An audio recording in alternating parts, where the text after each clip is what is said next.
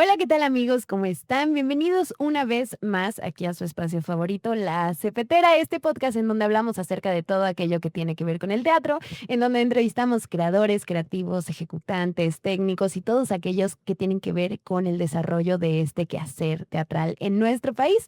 Yo soy Luisa Fernanda Rodríguez y me da mucho gusto darles la bienvenida una vez más a este podcast, aquí desde la tienda teatral, este espacio que se encuentra en el Centro Cultural Cuauhtémoc, sí, Cuauhtémoc, y que tiene las puertas abiertas para todos aquellos que quieran conocer un poquito más de las artes escénicas. Acuérdense que aquí hay libros, hay scores, hay partituras, hay CDs, DVDs y títeres, muchos títeres para que se vengan a dar la vuelta aquí al Centro Cultural Cuauhtémoc. Amigos, qué gusto tener un programa con tanta personalidad. Ya se nos hizo costumbre aquí en La Cepetera tener muchos invitados en un mismo programa y qué padre porque eso nos da mucho de qué hablar. Hoy vamos a hablar acerca de una producción que se presenta en el Foro Shakespeare que se llama Nunca he estado en Dublín y para ello quiero platicar con parte del elenco y con su director, así que les voy a dar la bienvenida primero al director de esta apuesta, Marco Pacheco, bienvenido.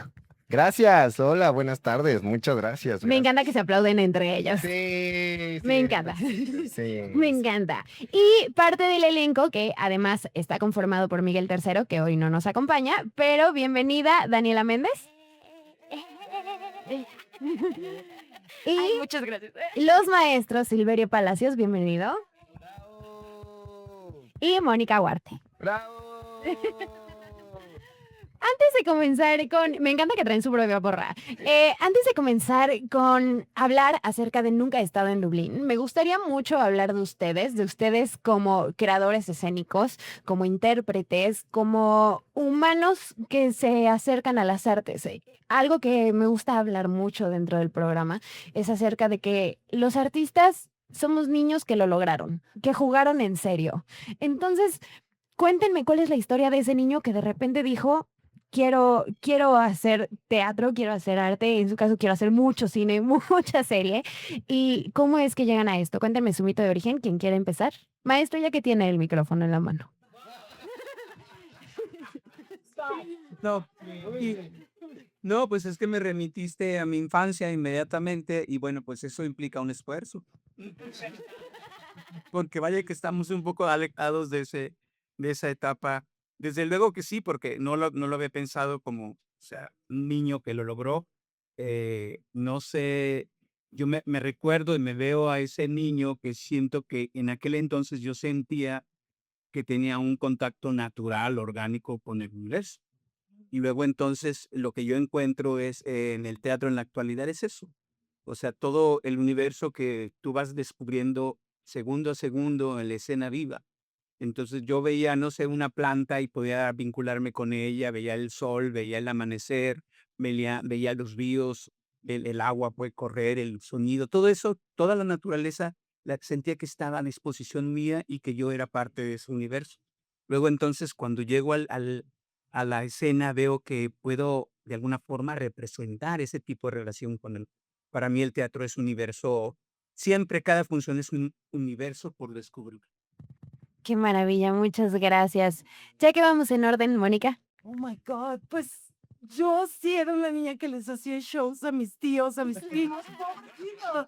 O sea, a ver, primero mis juguetes en el cuarto y luego a mis pobres tíos en Navidad les cantaba. O sea, sí lo traía como un sueño y tuve la fortuna de que mi papá me llevaba al teatro muy chiquita y hizo que me enamorara perdidamente de yo quiero hacer eso. Y ya que le dije, quiero ser actriz, no, por favor, cualquier cosa menos eso.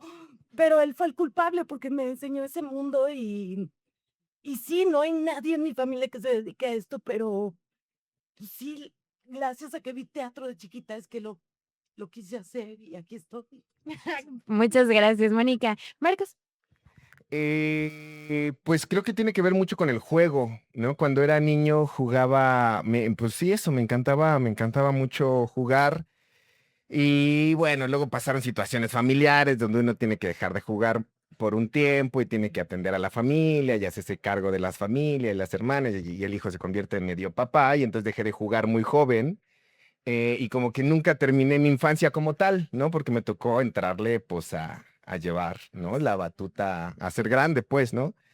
Y pues siempre como que tenía una deuda y sigo sintiendo que tengo una deuda mucho con mi niño interior y por eso siempre pues juego mucho dentro del teatro, fuera del teatro, en la vida, en cada momento, siempre estoy jugando. Me encanta, muchas gracias. Dani, con su micrófono, por favor. El micrófono, gracias.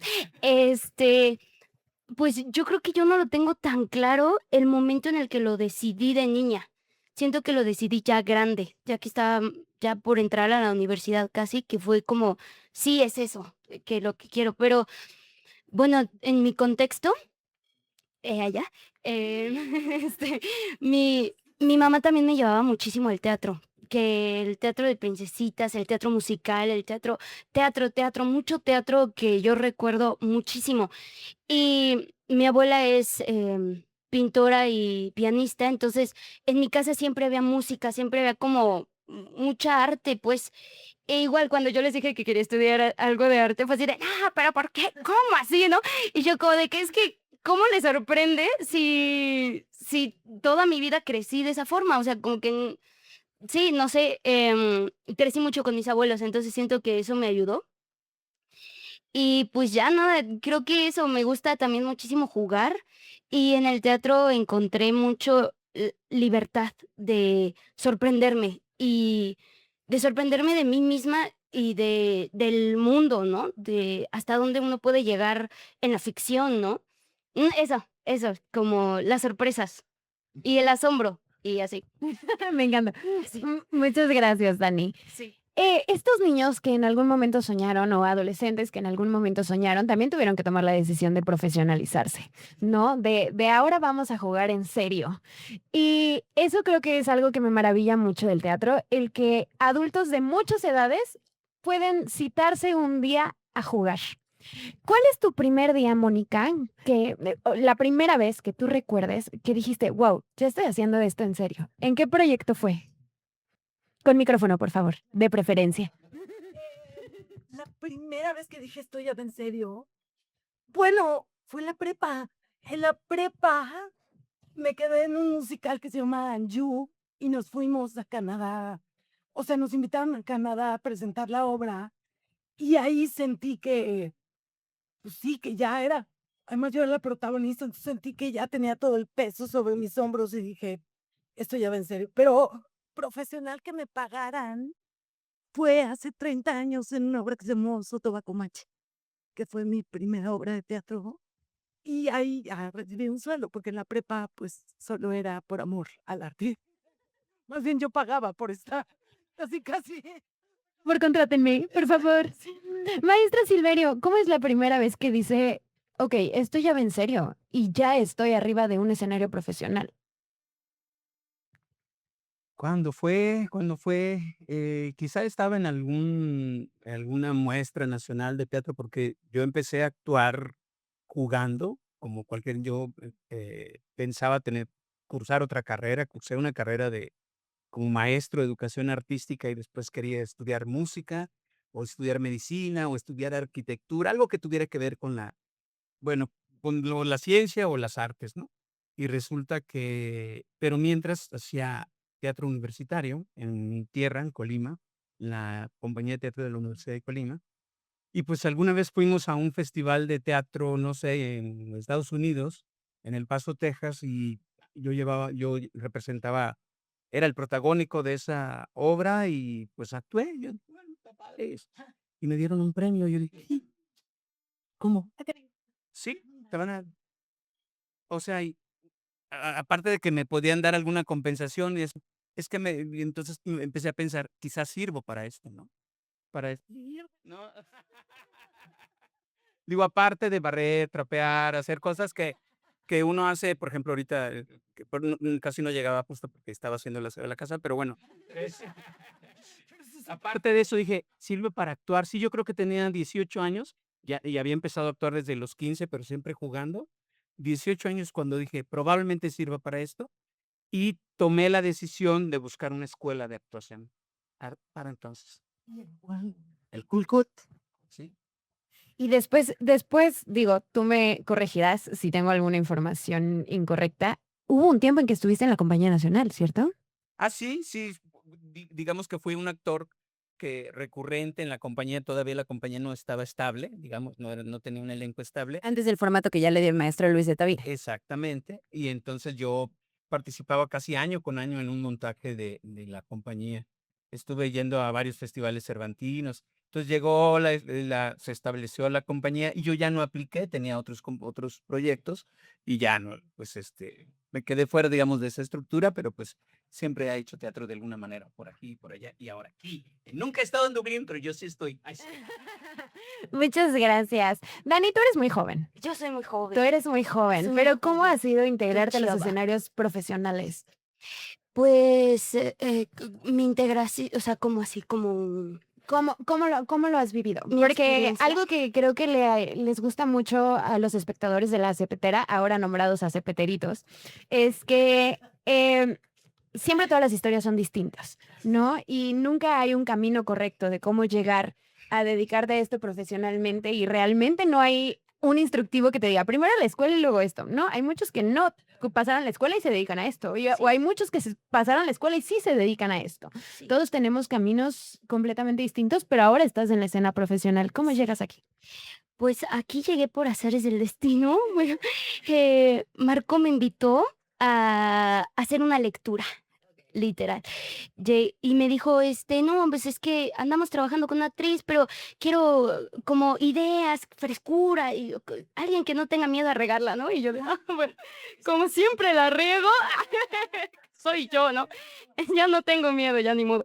Y pues nada, pues yo leí la obra, no la había leído completísima, pero la leí. Y ahí fue cuando a la semana, creo, Marco me habla y me dice, primero me estaba diciendo, ¿y cómo vas en el trabajo? ¿Qué tienes? ¿Qué andas haciendo? ¿No? Y yo, pues como es cuate, ¿no? Ya había trabajado con él antes, entonces yo como de que no, Marco, depresión, así de que dormir, levantarme, comer, volver a dormir, así, ¿no? Llevo filas en el desempleo un rato. Ay, no, ya demasiado, ¿verdad? Demasiada exposición no es aquí. demasiado. No lo van a evitar. Y entonces, pues ya él así como de que, pobre, pobre, ¿no? Y pues ya ya cuando salí de ahí yo dije, no, nada más fui a dar lástima, qué oso, ¿no? Y pues ya la semana me marcó y me dijo como de que, oye, vas a estar, quiero invitarte a un proyecto, va a estar Silverio, Mónica, y yo de que yo iba en el Metrobús y yo lloré y le dije, Marco, no me digas eso, voy en el Metrobús. Y así, y no hay que llorar en los podcasts. No, claro que sí. Hay un capítulo en el que yo lloré en el podcast. Claro, me encanta llora. Y pues nada, creo que ha sido una experiencia de llegar a las ligas mayores em, con gente tan talentosa y generosa. Muy padre, ya parece que voy a cerrar ahorita con el podcast y no, ¿verdad? No es conclusión, es Es una gran manera de abrir el camino a que Sí. hablemos de la obra. Entonces tú expláyate todo lo que quieras, Sí. Dani. Bueno, pues no, nada más eso, que ha sido un camino de mucho trabajo, creo yo, y de mucha creencia, fe en uno mismo. O sea, tener fe en ti y no perder esa fe a pesar de que estés trabajando con estrellas tan estrellosas, tan estrelladas, tan estrellantes así. Muchos sinónimos de estrella. Ay, no, se quedó. El punto es que eso, no perderte la fe nunca, como decir, sí, estoy aquí por algo y ya me gané mi lugar aquí, ¿no? Entonces, seguir generando ese espacio, ese lugar. Quiero rescatar algo que dijiste ahorita acerca de que es una cosa de mucho trabajo el poder llegar aquí, ¿no? Digo, Dani y yo platicábamos antes de empezar el programa que Dani y yo ya habíamos coincidido en un taller de títeres, no, ni siquiera títeres, el back de formas animadas hace como un año más o menos y creo que si ustedes me siguen en mis historias ya saben que ya me quejé de esto esta semana. Creo que falta gente que se esté entrenando constantemente, que esté tomando talleres, que le entre a lo que sea, que aquí hay curso de voz, ese, que aquí hay curso de la papaya cósmica, vamos al curso de la papaya cósmica, pero te lo aplaudo, Dani, porque me puede constar iba a decir que le chingas, pero no digo groserías, que te has esforzado por eso, enhorabuena. Marco, ya que ya estamos hablando de nunca he estado en Dublín, ¿por qué nunca he estado en Dublín? ¿Cómo es que llegas a este proyecto y dices, ok, I'll do it? Pues esto surge de una provocación de Pablo. Pablo es un muy querido amigo que nos conocimos cuando íbamos saliendo de la pandemia. Y los dos como emprendedores, él de su agencia, de su productora y yo del hormiguero, porque él se presentó ahí en el hormiguero varias veces y por eso nos conocimos. Y los dos como emprendedores saliendo de la pandemia nos veíamos y decíamos, ay, madre de Dios, ¿cuánto debes tú? No, pues yo debo tanto. ¿Y tú? No, pues yo debo tanto. Y siempre nos fuimos como acompañando mucho, ¿no? En qué necesitas, yo te apoyo. ¿Qué necesito? Yo me apoyo. Y así nos íbamos apoyando. O sea, cada vez que necesitamos algo, nos llamamos, ¿no? Así, oye, tal. Y entonces Pablo vio esta obra en Madrid, le gustó y estableció contacto con la productora allá y compraron los derechos de la obra. Y ya que los trajo, me dijo, Marco, tengo una idea. Y yo, a ver, ¿de qué se trata? Vamos a hacer esta obra, ay, quiero montar esta obra. ¿Qué onda? ¿Le entras? Y le digo, a ver, déjame leerla, ¿no? Pero pues déjame leerla, pues era más como un mero trámite, porque pues siempre nos andamos diciendo que sí a todo. Y yo tengo un dicho de que nunca hay artista que te diga que no quiere trabajar. O sea, siempre estamos a la expectativa de, güey, vamos a crear. Eso es lo que hace a un humano artista. Sí, sí, sí. Y ya la leí, fue el año pasado, por ahí de junio, julio, ya casi un año. Y le dije, sí, va, le entramos, la hacemos. Y ya, pues nos dimos a la tarea primero de hacer la adaptación. Bueno, me tocó a mí hacer la adaptación. Y ya luego, pues conformar a todo el equipo. Y ya nos dimos a la tarea de buscar pues, a todo el equipo. Órale. Mónica, platícame, ¿de qué trata Nunca he estado en Dublín? Nunca he estado en Dublín, es la historia de una familia que no ha visto a su hija en 3 años porque se fue a vivir a Londres después de un episodio muy, muy penoso, en donde nos portamos fatal el padre y la madre porque más yo, porque nos enteramos que era gay y no lo supimos manejar y lo hicimos fatal. Y 3 años después está regresando por fin a casa y queremos demostrarle que hemos cambiado, que ya no sabemos el himno lesbiano, que tomamos clases de inglés, que ya estamos en otro lugar y bueno, ella viene a presentarnos a su novia y es una locura porque en realidad estos papás no han cambiado mucho y la novia nos viene a descolocar a todos. Ok. Silverio, ¿cómo así acercarse a este texto? Muy interesante, la verdad, bastante interesante, porque el texto no solo me confronta a mí, o no solo me confrontó a mí, sino evidentemente confronta esta disparidad triste que todavía permanece en la sociedad de quienes nos formamos con un criterio en relación a cómo deben ser las relaciones humanas, los afectos, cómo se ven con ciertas estructuras como demasiado ortodoxas, por decirlo, y nos confronta con ese hecho a esta apertura maravillosa que tiene la modernidad, lo que tienen las nuevas generaciones, el de poder, el de no poder franquear ni ponerle límites al amor, a la expresión humana, a la expresión sexual, nada de eso. Entonces, desde luego uno tiene cierta apertura, pero llega un momento en que en lo que te respalda como cultura dices, a ver, espérame, ¿esto hasta qué punto debe ser normal o hasta qué punto estamos preparados socialmente para enfrentar esos temas? Entonces, la obra propone algo muy, muy, muy serio, muy profundo y muy responsable. En ese sentido, yo creo que, como decía Marco hace rato, en relación a cómo se veían Pablo y él decía, oye, ¿cuánto debes tú? ¿Cuánto debe? me llaman la atención porque el teatro es una permanente deuda, ¿sabes? Siempre le debemos algo al espectador, siempre tenemos que darle un discurso renovado, porque como por fortuna el ser humano es un ente que evoluciona, bueno, estamos como sociedad evolucionando las teorías que nos respaldan necesitan, y más en estos tiempos, revolucionarse y creo que la obra de alguna manera participa en eso. El teatro, por fortuna, es un arte vivo que siempre está revolucionando permanentemente y estamos en una obra que, por supuesto, en ese sentido, pone su granito de arena. Muchas gracias. Marco, creo que nunca he estado en Dublín, justamente como lo menciona el maestro Silverio. Tiene este discurso que tiene que llegar al espectador. ¿Cuál es la dificultad para ti como director de llevar este discurso como comedia sin que la gente se quede con, ay, fui a ver un bonito sketch? Fui a ver una obra bien cómica, bien padrísima. Me reí rete harto. Y que no se le olvide el mensaje que trae detrás de cómo tenemos que cambiar el mindset. Platícame.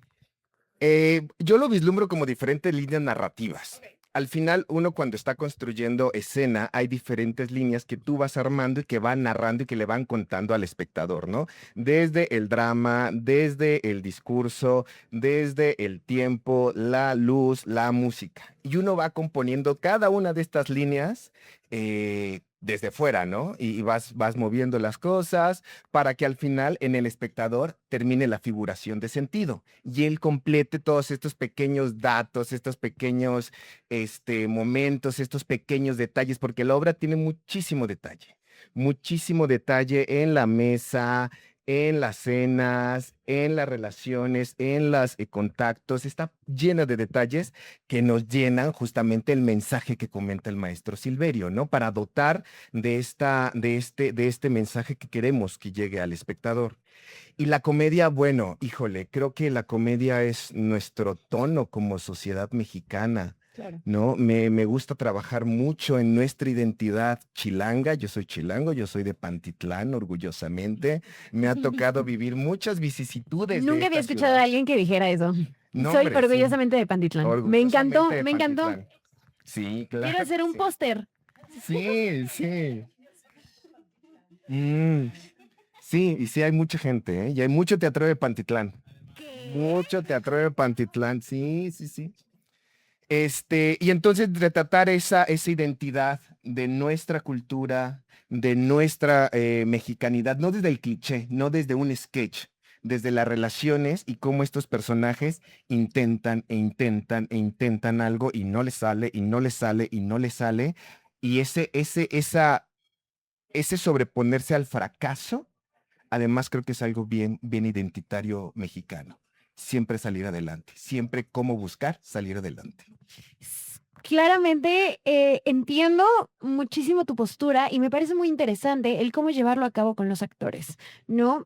Justamente creo que siempre dentro de la comedia es muy fácil caer en un estereotipo de actitudes y dentro de la comedia siempre es muy complejo el no hacerte el chistoso. No, porque a final de cuentas eso es lo que hace, lo que le da risa al espectador, que es algo que puede llegarle a suceder dentro de la cotidianeidad de los personajes.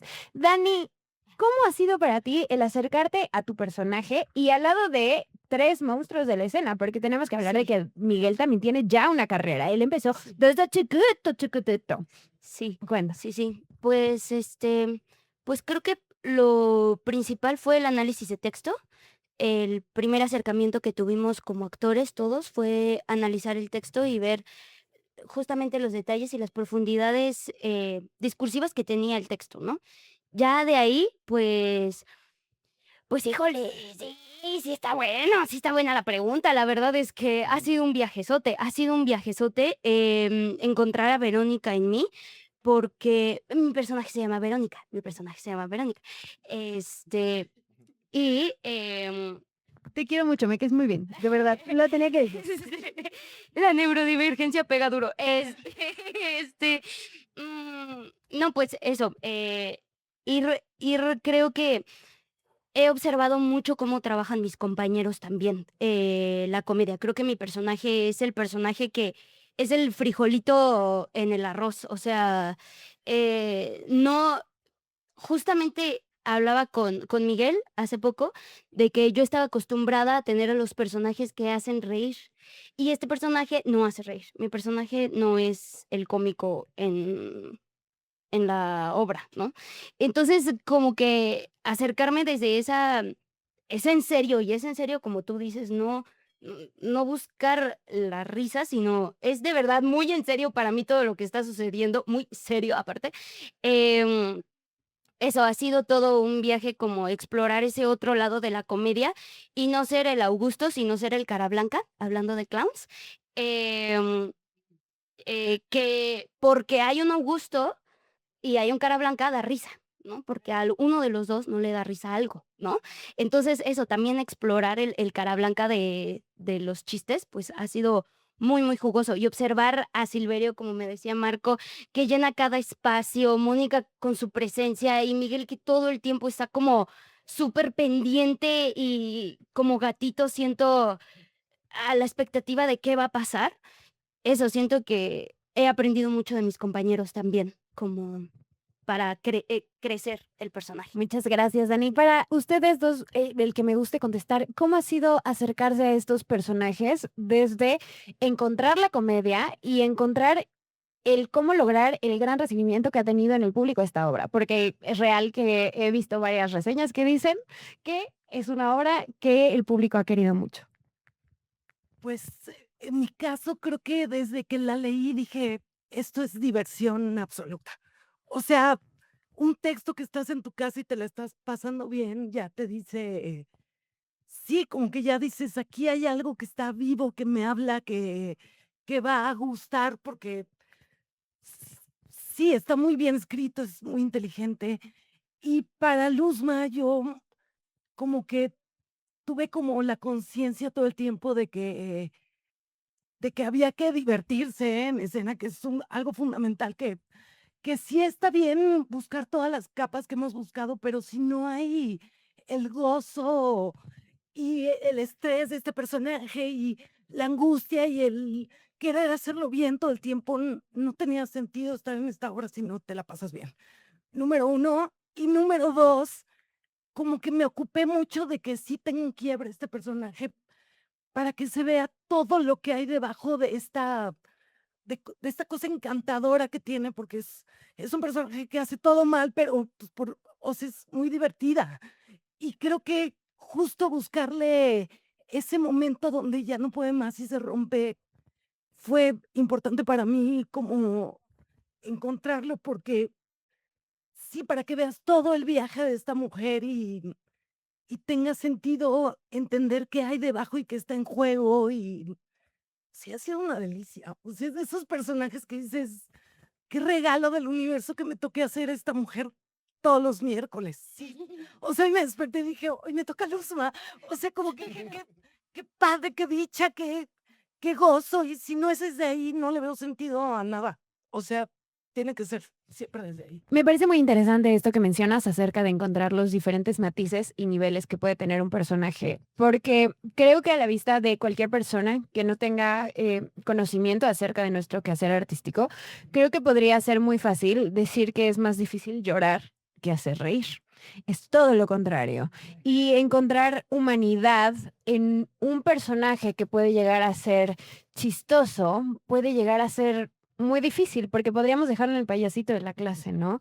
Y, y no, yo creo que algo que puede llegar a ser muy gratificante para el espectador, aunque no sepa que lo está percibiendo, es el encontrar que este personaje siente y por algunas razones es lo que es, ¿no? Maestro, ¿cómo ha sido encontrarse con su personaje? Pues, esencialmente muy divertido.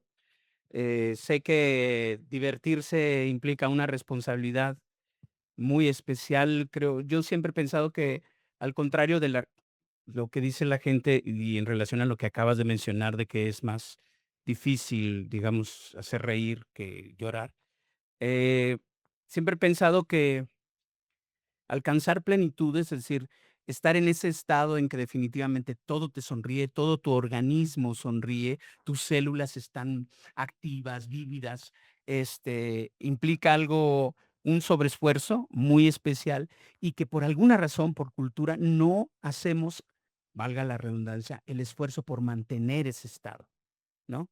Es decir, si nos ponemos triste, tenemos la tendencia a deprimirnos y a prolongar la tristeza por cultura, porque lo respalda la culpa, lo respalda el arrepentimiento, lo respalda el dolor y solemos perpetuar esos estados de ánimos. Sin embargo, cuando alcanzamos una plenitud, por alguna razón dice, ok, ya, que venga la siguiente y a darle, a construir la siguiente. Entonces, creo que implica una responsabilidad. Es como estar sano.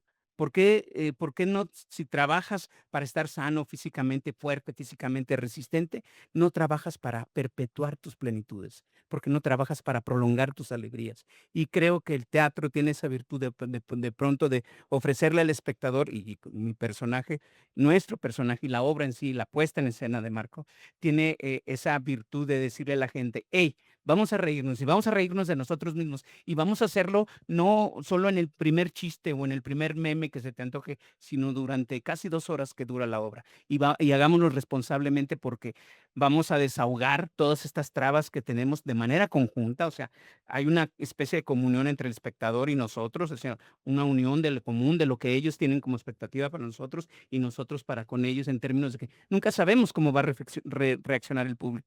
Entonces, ese acto de crear alegría y luego perpetuarla por lo menos durante 2 horas o casi 2 horas, es algo muy responsable y creo que deberíamos de esforzarnos porque suceda más cotidianamente. Muchas gracias, maestro.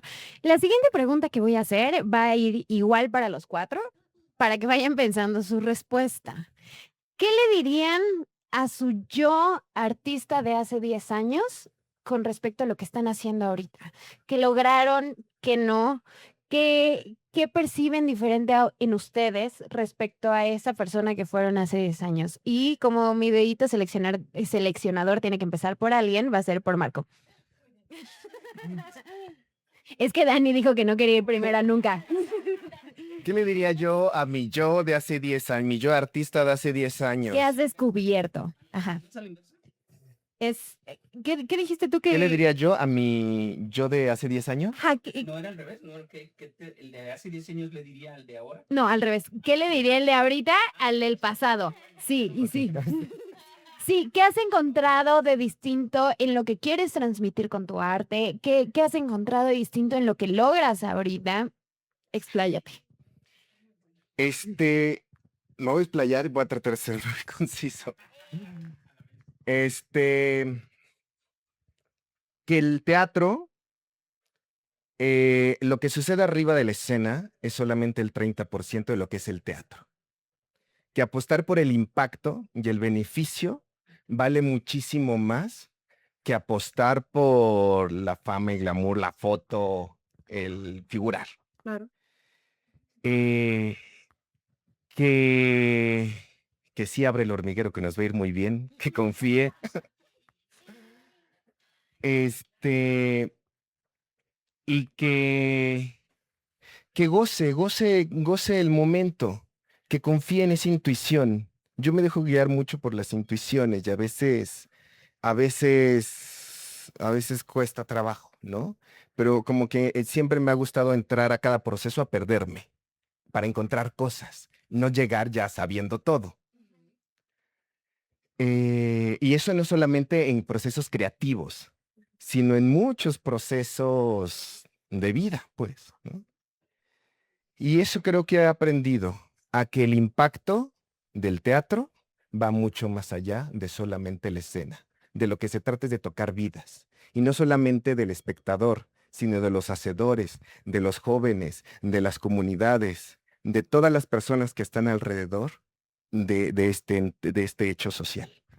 Y antes de que pase alguien más, me gustaría rescatar que me parece muy interesante el que estés creando un espacio para poder ser intergeneracionales y que artistas de muchas edades, porque tienes un abanico variado de edades en esta puesta, tengan oportunidad de verse a los ojos y tengan oportunidad de crear en conjunto, porque muchas veces nos damos esta bandera de, ay no, los jóvenes traen todo y luego los adultos, muy adultos, dicen, no, es que los jóvenes no saben hacer las cosas. Y me gusta mucho ver cuando un elenco es diverso y cuando puedo ver un abanico de edades, y eso te lo quiero agradecer. ¿Quién sigue? Si quieren, yo para que, por el orden, híjole, es que tengo 26, o sea, hace 10, Chócalas. Yo también 16, sé. ¿Eres del es 99? del 2000. Yo soy más grande que tú. Bueno, Sí, 2000 ni modo. leña. Pero bueno, 2000 leña, Dios mío. Este, mm, iba en el CEDART hace 10 años, en la prepa de Limba, y hace 10 años era una niña bien matadita. Bien matada, bien estresada yo por querer sacar 10 en todo, por querer cumplir con todo, porque no tenía una vida, o sea, tenía 16, a verte, o sea, de verdad. Pero de que fiestas, ¿qué es eso?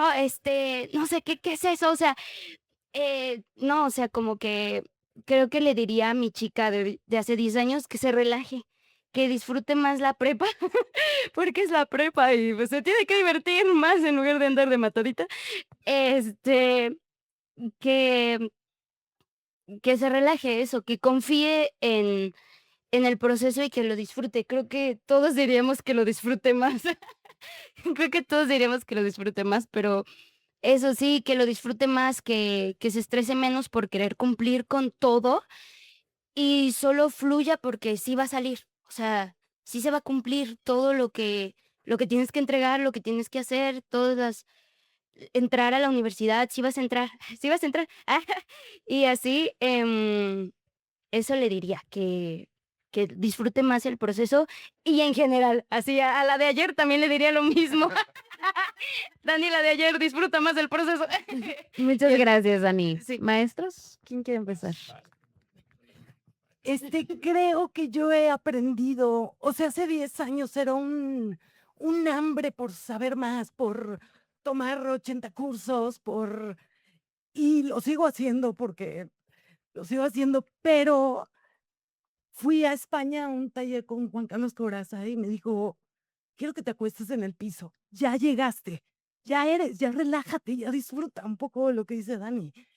Y eso me hizo tanto bien porque sí, como que empiezo a confiar a 10 años después más en mi intuición, y en disfrutar y no sé, en estas alturas de mi vida, prefiero actuar con buenas personas que con buenos actores. O sea, eso, o sea, que si se pueden las dos, eso es un milagro, pero Me voy a me tatuar interesa eso. más pasármela bien que estar con un actor impecable que es pésima persona. O sea, hay cosas que ya las prioridades cambiaron y ahorita creo que disfruto mucho estar en el escenario, agradezco mucho y antes era como un demostrar y ahorita ya no quiero demostrar, ya quiero disfrutar y ya sé quién soy.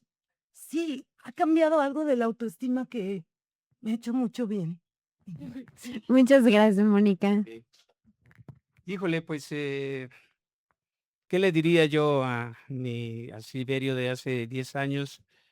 Me cuesta trabajo pensar en algo en concreto. No pensaría en decirle esfuérzate más y a la vez sí, esfuérzate más, escribe más y a la vez sí, pero cuando voy y reviso el stock de cosas que tengo escritas, digo, no, ¿por qué? ¿De dónde saqué? En fin, siempre eh, he entendido que el trabajo creativo es un hecho, es una suerte de constructor, como un constructor. Si no construye diario un nuevo techo para una nueva sombra, para un trayecto soleado, no es nadie, ¿me explicó? Siempre tiene que haber algo. Entonces, hasta ahora estoy muy satisfecho con lo que he logrado, con lo que he aprendido. Para mí, cada proceso, como ahora, nunca he estado en Dublín, es un gran aprendizaje. Y este en especial llegó como que en un punto muy especial. Yo hace 10 años tenía hijos adolescentes que los amaba mucho, pues ahora los amo 10 años más intensas, ¿no? Tenía una esposa con 10 años más joven, ahora es 10 años más madura, más brillante, más, no sé, más enamorada, espero. Entonces, Bien, se escucha. Es que ustedes no vieron, pero alguien de la producción le dio un zape a otro alguien de la producción. No diré quién es. no es mi esposa la que está. En fin, pero no, yo le diría, vive, porque ahí está la sustancia que se requiere pues para hacer lo que nos dedicamos. Creo que Sabines decía en uno de sus versos justamente eso, que un día, que durante mucho tiempo escuchaba una voz que le decía, vive, vive, vive. Y él ya cuando estaba en su agonía se dio cuenta que quien le hablaba era la muerte, ¿no? Y yo le agrego a eso de que hay una voz permanentemente que nos dice, ama, ama, ama. Y esa voz un día se apaga, pero sabemos que es la vida. Me parece muy maravilloso encontrarlos a ambos ya con las carreras que tienen, porque sí es de reconocerse las carreras que tienen los dos. Eh, con estos ojos tan amables para con sus compañeros y para con los proyectos. Y mi última pregunta antes de que pasemos a las conclusiones es para Marco, un poquito viniendo de aquí.